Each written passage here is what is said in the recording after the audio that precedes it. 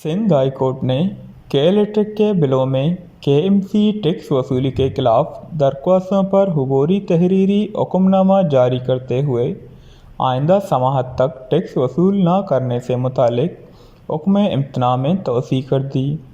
Justice Syed Hasan Azhar Razvi की सरबराही में 2 रुकनी bench ने के इलेक्ट्रिक के बिलों में KMC टैक्स वसूली से मुतालिक दरख्वास्तों पर तहरीरी हुबूरी हुक्म जारी कर दिया।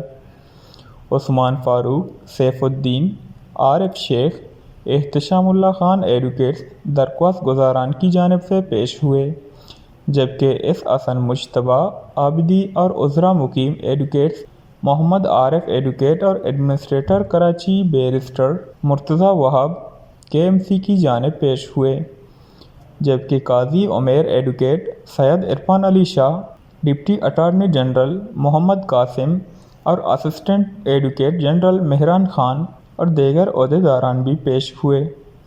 अदालत ने अबूरी तहरीरी हुक्मनामे में कहा कि इलेक्ट्रिक ने एक दरख्वास्त में जवाब जमा कराया। मुनीर ए मलिक और खालिद जावेद खान को मुआवन खसूसी मुकर्रर किया गया है और नोटिस जारी किए गए हैं। फरीकीन मुआवनीन खसूसी को तमाम दस्तावेज़ात की नकुल फराहम करें। अदालत ने केस की समाअत 26 अक्टूबर सुबह 11 बजे तक के लिए मुलतवी करते हुए आइंदा समाअत तक हुक्म इम्तना में तोसी कर दी। वश न्यूज़, कराची।